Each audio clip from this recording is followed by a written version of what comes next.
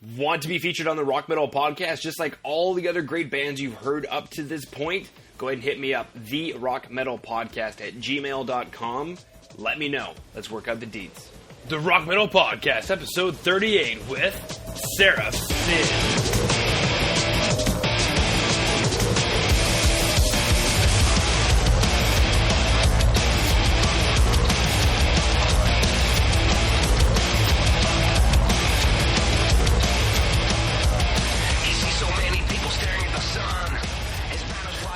Welcome. All right, Rock Metal Nation, I've got on the line today Gabriel from Seraph Sin, an industrial metal band from Glasgow, and I'm super stoked to have Gabriel on. So, Gabriel, welcome to the show. Hi, John. How are you doing? Thank you so much for having us on. We're really grateful to you, and we've really been looking forward to this. Big fans, man. Thank you.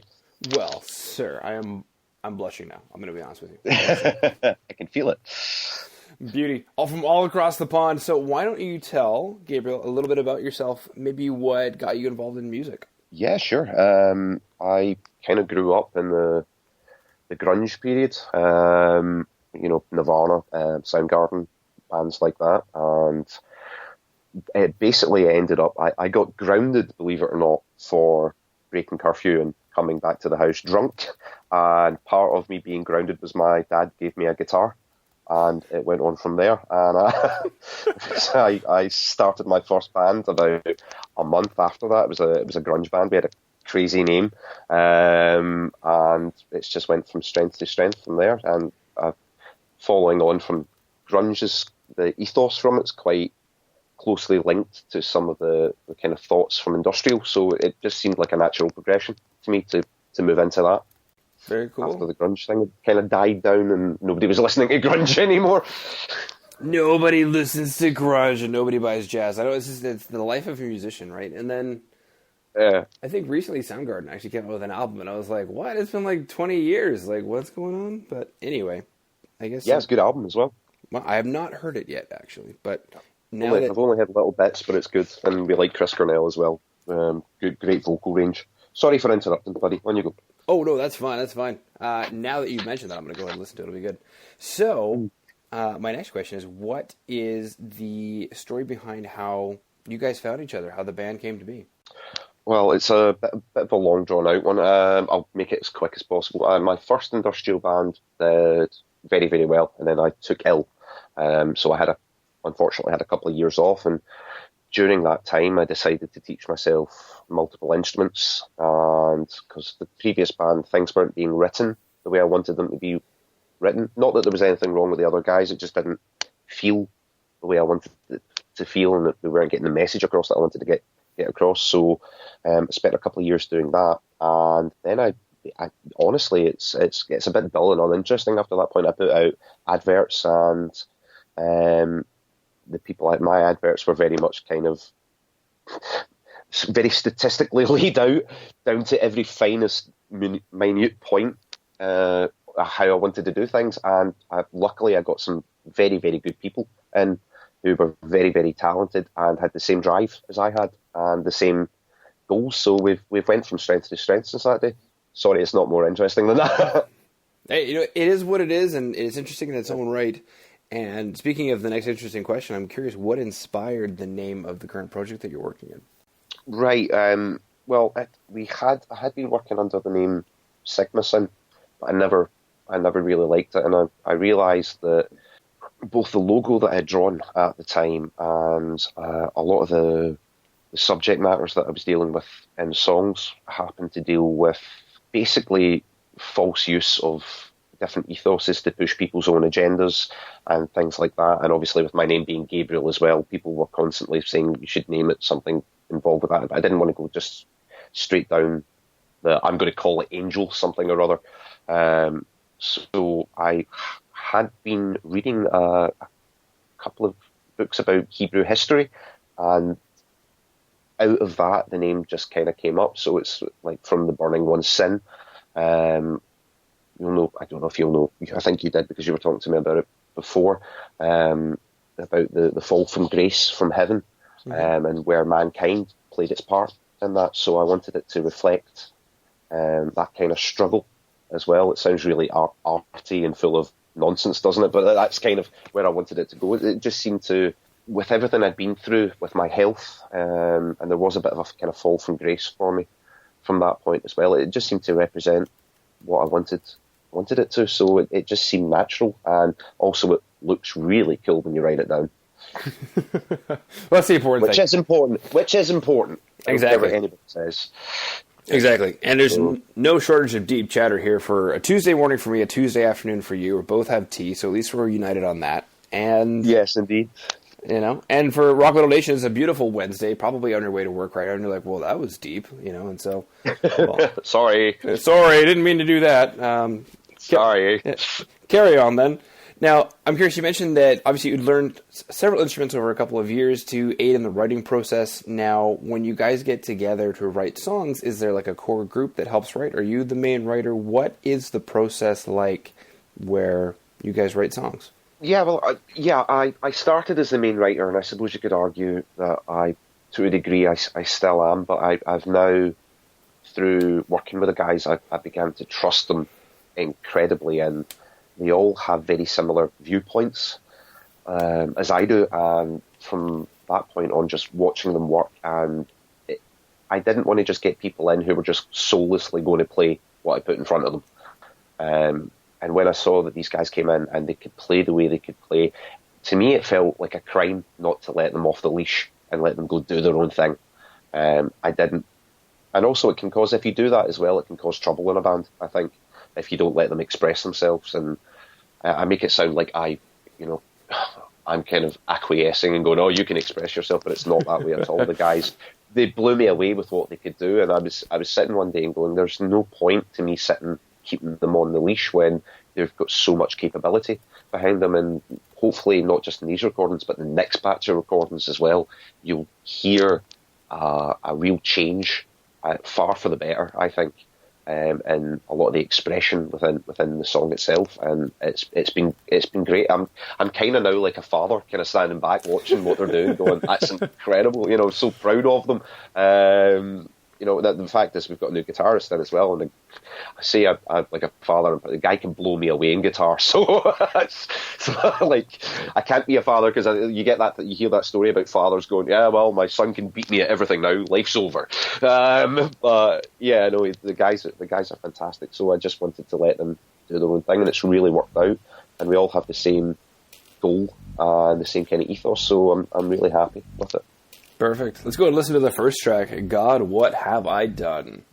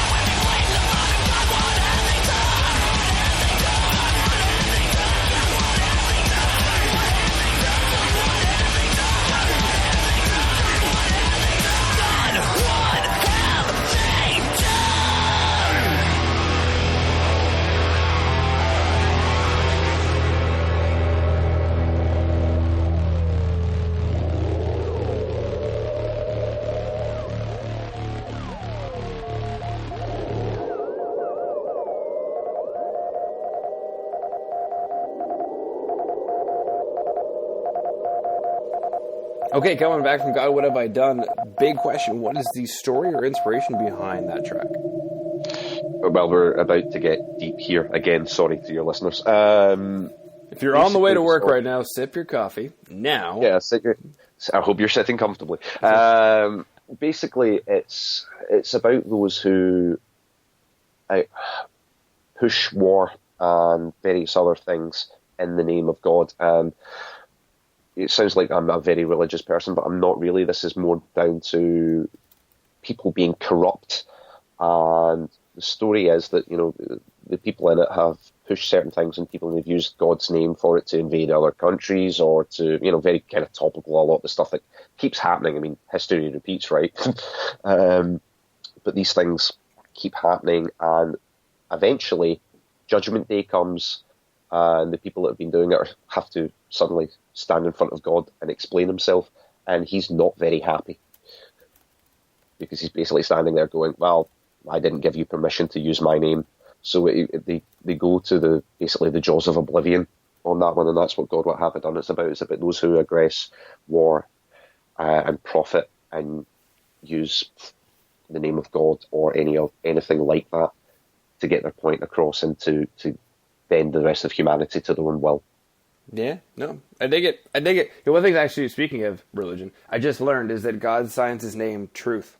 Really? Mm-hmm. That's pretty awesome. Yeah. That is really awesome. I like that. Yeah. And I really like that. I just felt that it connected with that. Yeah, it's kind of the other, like, somebody made a good analogy the other week. The guy had a couple of drinks on him and he said, oh yeah, it's like when you say you've slept with a girl and suddenly she turns up at the bar and she's behind you, and I was like, I wouldn't put it quite like that, but it sort of works. I don't know. I kind of think God might have more of... His wrath might be slightly worse, mind you. I've peed off some girls in my time, so who knows? You never know. Let's go listen to the next track, Set 'Em Up.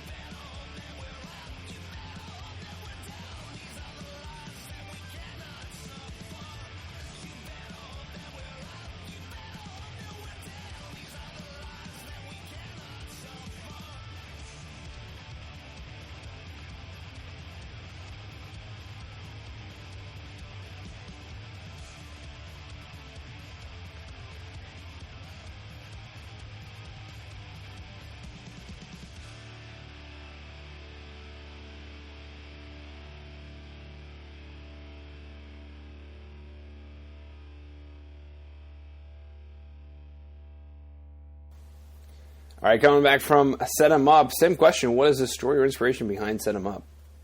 Well, this one's more directly political. It was written around about 9 months to a year ago, as a certain person started to be taken seriously when they weren't before. I don't know if I can name names on that one, but I think given what's just happened in your neighbour's country next door, it probably doesn't take a lot. I think I know what you're talking about, yes. Yeah, it was written around about that time, and I was one of the very few people I know in the UK that was actually took him seriously at that time and was going, I think he's going to get in, because they're talking about how you had this massive right-wing resurgence in America and so forth. People go, no, there's a lot more people over there. The problem with the right-wing is it's always quiet until it's too late. That's historically been self-evident. And Set 'Em Up is basically, it's, if you listen to the lyrics, there's a good part in it about they'll build walls to constrain you. And it's basically saying that all these actions that are taking place, all these laws that are being brought to bear, and all the religious groups and minorities that he's targeting, it's going to make you weaker. It's not going to make the other countries weaker or the other groups weaker. It's going to make you weaker, because we as a race can only improve and survive when there's more culture there, and survive when there's a better genetic gene pool there for us to basically inherit our strengths from, rather than constantly reaffirm our weaknesses. And that's basically what Set 'Em Up's about. It's about, well, you're kind of voting yourself into a box here, and you're not going to be able to get out of that box once it's built. So that's kind of what that's about. So you're deep. That's all I got to say. You're deep. Not always. Some of the other songs are just about sex. Oh, okay. There we go. Boom. All right. What exciting news does Seraph Sin have coming up for Rock Metal Nation? Well, we've just been confirmed for a full UK tour with the artist, industrial legend artist Mortis, and also the other part of that tour is again with another legend, Pig, who was a founding member of KMFDM. He's worked with Nine Inch Nails in the past, so it's pretty big for us. We've played with and toured with Mortis before. That was last year, and the tour went so much better than we could have ever hoped for in terms of the reviews and things like that. So we're delighted to get it, and it's a full 9-day tour. We were going to hoping it was going to be a wee bit longer, but guys have busy schedules, so we're just delighted to get what we've got out of it, and we're really looking forward to hitting the road again. Very cool. All right, so Rock, just in case you are wondering about that, it's going to be just confirmed for a UK tour with Mortis and a Pig. So if you are into those bands, you know where they're coming through, and you're going to the UK, then definitely head over to that show so that you can see more of Seraph Sin. And how can Rock Metal Nation find out more about you guys? Is there a website that they should go to? Well, we're just on Facebook at the moment and Twitter. So if you go to /Seraph Sin, you'll be able to find us on Facebook. And on Twitter, I believe it's just @Seraph Sin, and you'll find us on there. Our website's currently being rebuilt, so no point sending you there just now, but it should be up in about a month's time from today. Fantastic. That makes it simple. So basically, Rock Metal Nation, if you are on Facebook or Twitter or both, then go ahead and go to facebook.com/SeraphSin, or if you're on Twitter, just look up the handle @SeraphSin, and you can go ahead and stay in touch. You can like, retweet, do all the things that you love to do on those beautiful websites so that when they are coming through your town, you can check them out. Thank you, man. That's cool of you. Absolutely. So if there's anything else you want to throw out there, I just wanted to thank you, Gabriel, for coming on and sharing your music with us, and for coming on to the show. I'm absolutely delighted with how it's went. Thank you to all your listeners as well, but a big thank you to yourself. But as I said, big fans of the podcast, and we look forward to hearing more and keeping in touch with you, and we're so honoured to be here, so thank you so much.